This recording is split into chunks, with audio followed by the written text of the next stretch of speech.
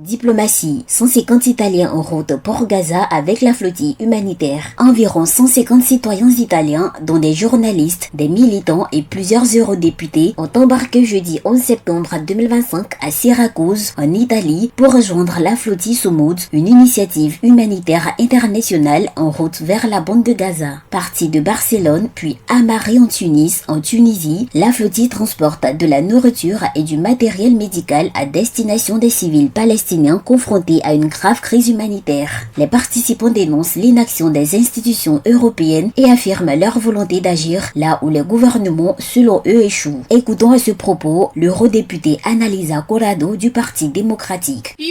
Les garçons et les filles de Palestine sont exactement comme les nôtres et nous devons les défendre chaque jour. Ainsi, si la politique ne le fait pas, si les gouvernements ne le font pas, si au sein des institutions européennes, de nombreux gouvernements de droite bloquent depuis des mois les initiatives qui sont tentées, alors la société civile doit intervenir.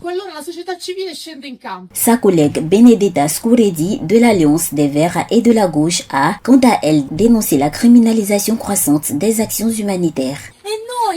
Nous, la population civile, qui risquons nos vies par simple humanité, sommes présentés comme des criminels.